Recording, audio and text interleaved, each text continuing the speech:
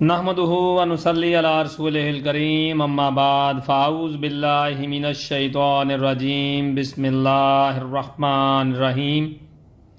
اللہ نبی دین T V channel کے ساتھ حاضر ہے آپ کا ہوسٹ الحاج صوفی جمیل احمد رضا نقشبندی قادری۔ ہم اس چینل پہ صحیح بخاری شروع کرنے جا رہے ہیں، جس کے لیے آپ سب مسلمان بہن بھائیوں کی مدد کی ضرورت ہے کہ اس کو کس طرح سب تک پہنچایا جائے۔ جیسا کہ نبی صلی اللہ علیہ وآلہ وسلم نے بہت سی احادیث میں فرمایا ہے کہ دین کو سمجھو، پڑھو اور اس پہ عمل کرو اور دوسروں تک پھیلاؤ۔ تو ہم سب کا یہ فرض بنتا ہے کہ دین کو دوسرے مسلمان بھائیوں تک پھیلایا جائے، اور آپ سب سے گزارش ہے کہ ہماری اس کوشش میں آپ سب مل جائیں اور سب مل کر دین کے کام کے لیے کام کرتے ہیں اور اس پہ عمل کرنے کی بھی کوشش کرتے رہیں گے۔ اللہ تعالی ہم سب پہ اپنی رحمتیں اور برکتیں نازل فرمائے، اور ہم سب کو، مجھ کو، آپ کو، آپ کے والدین کو، آپ کے تمام رشتہ داروں کو اللہ تعالی نظر رحمت سے دیکھے، آمین یا رب العالمین۔ تو ہم آج پہلی احادیث 1 اور 2 سے شروع کریں گے انشاءاللہ، اور ہر جو ہے وہ دن 1، 2 یا 3 احادیث کا ہم ریکارڈنگ بھیجا کریں گے، اور آپ سب سے گزارش ہے کہ ان احادیث کو خود بھی سنیں، اپنے بچوں کو سنائیں، اپنے دوست احباب رشتہ داروں کو، بہن بھائیوں کو، اور اپنے والدین کو، اور اپنے آنے والی نسلوں کو ہم نے دین کا جو ہے وہ پیغام پہنچانا ہے جو کہ ہمارے پیارے نبی صلی اللہ علیہ وآلہ وسلم نے ہم تک پہنچایا ہے۔ حدیث نمبر 1، حضرت عمر بن خطاب رضی اللہ تعالی عنہ سے روایت ہے، رسول اللہ صلی اللہ علیہ وآلہ وسلم نے فرمایا، اعمال کا دار و مدار نیتوں پر موقوف ہے۔ ہر آدمی کو وہی ملے گا جس کی اس نے نیت کی، لہذا جس نے ہجرت حصول دنیا کے لیے یا کسی عورت سے نکاح کرنے کے لیے کی تو اس کی ہجرت اس کے لیے ہے جس مقصد کے لیے ہجرت کی۔ حدیث نمبر 2، ام المومنین حضرت عائشہ رضی اللہ تعالی عنہا فرماتی ہیں، حارث بن حشام نے عرض کیا، یا رسول اللہ صلی اللہ علیہ وآلہ وسلم، آپ پر وحی کس طرح نازل ہوتی ہے؟ فرمایا، کبھی گھنٹے یا گھڑیال کی آواز کی مانند، اور یہ مجھ پر بہت گراں ہوتی ہے، اور وحی کے منقطع ہونے سے پہلے جو اس نے کہہ دیا یاد کر لیتا ہوں، اور کبھی فرشتہ آدمی کی صورت میں میرے پاس آتا ہے اور مجھ سے کلام کرتا ہے، اور جو وہ کہتا ہے اسے یاد کر لیتا ہوں۔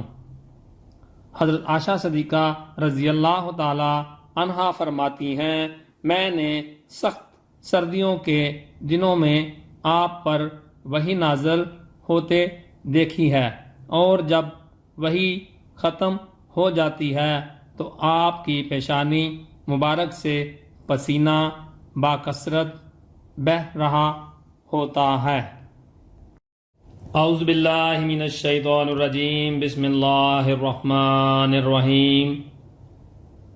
صحیح بخاری حدیث نمبر 3، ام المومنین حضرت عائشہ رضی اللہ تعالی عنہا فرماتی ہیں، رسول اللہ صلی اللہ علیہ وآلہ وسلم پر سب سے پہلے جس وحی سے ابتدا کی گئی وہ اچھے خواب ہوتے تھے۔ جو بھی خواب دیکھتے صبح کی روشنی کی طرح ظاہر ہو جاتا۔ پھر آپ کو خلوت محبوب ہوتی گئی، اور غار حرا میں گھر واپس آنے سے پہلے کئی راتیں عبادت میں بسر کرتے اور اس کا خرچہ لے جاتے۔ پھر جب وہ ختم ہو جاتا تو حضرت خدیجہ رضی اللہ تعالیٰ عنہ کے پاس آتے تو مزید کھانا لے جاتے، حتیٰ کہ آپ غار حرا میں تھے اور آپ پر وحی نازل ہوئی۔ آپ کے پاس فرشتہ آیا اور اس نے کہا پڑھیے۔ آپ فرماتے ہیں میں نے کہا میں پڑھا ہوا نہیں ہوں۔ فرماتے ہیں فرشتے نے مجھے اس زور سے دبوچا کہ میری طاقت برداشت انتہا کو پہنچ گئی۔ پھر مجھے چھوڑ دیا اور کہا پڑھیے۔ میں نے کہا میں پڑھا ہوا نہیں ہوں۔ پھر فرشتے نے دوبارہ اس زور سے دبایا کہ میری قوت برداشت جواب دینے لگی۔ پھر مجھے چھوڑا اور کہا پڑھیے۔ میں نے کہا میں پڑھا ہوا نہیں ہوں۔ پھر اس نے تیسری دفعہ مجھے پکڑا اور دبوچا، پھر مجھے چھوڑ دیا اور کہا پڑھیے اپنے رب کے نام سے جس نے انسان کو جمے ہوئے خون سے پیدا کیا، پڑھیے اور تمہارا رب نہایت عزتوں والا ہے۔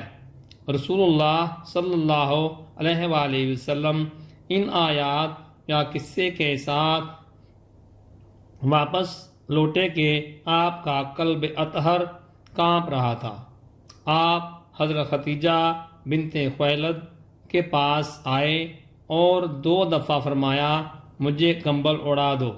انہوں نے کمبل اڑا دیا حتیٰ کہ آپ سے خوف جاتا رہا، اور حضرت خدیجہ رضی اللہ تعالی عنہا کو تمام واقعہ بیان کر دیا اور فرمایا میں اپنی جان پر خوف محسوس کرتا ہوں۔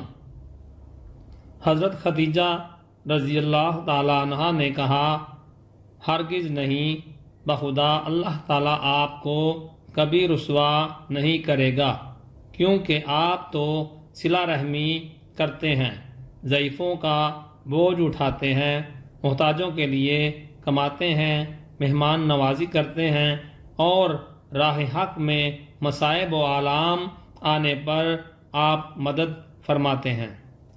اور حضرت خدیجہ رضی اللہ تعالی عنہا آپ کو لے کر ورقہ بن نوافل بن اسد بن عبد غزا کے پاس گئیں، جو حضرت خدیجہ کے چچا زاد بھائی تھے، اور ایام جاہلیت میں وہ نصرانی ہو گئے تھے اور عبرانی میں کتاب لکھا کرتے تھے۔ چنانچہ عبرانی میں انجیل سے جتنا اللہ تعالیٰ کو منظور ہوتا لکھتے، اور ورقہ بن نوافل محمد اور نابینا ہو گئے تھے۔ حضرت خدیجہ رضی اللہ تعالیٰ عنہ نے کہا اے میرے چچا زاد، اپنے بھتیجے یعنی محمد صلی اللہ علیہ وسلم کی بات سنو۔ ورقہ بن نوافل نے آپ سے کہا اے میرے بھتیجے تم نے کیا دیکھا؟ رسول اللہ صلی اللہ علیہ وآلہ وسلم نے جو کچھ دیکھا تھا سب بیان کر دیا۔ ورقہ نے آپ سے کہا یہی وہ ناموس وہی ہے جسے اللہ تعالیٰ نے حضرت موسیٰ علیہ السلام پر نازل کیا۔ کاش کہ میں ایام دعوت میں جوان ہوتا، کاش میں زندہ رہتا جب آپ کو آپ کی قوم مکہ بدر کر دے گی۔ رسول اللہ صلی اللہ علیہ وآلہ وسلم نے فرمایا وہ مجھے نکال دیں گے۔ ورقہ نے کہا ہاں، جو حکم یا پیغام آپ لے کر آئے، جو بھی کوئی یہ پیغام لے کر آیا اس سے دشمنی کی گئی۔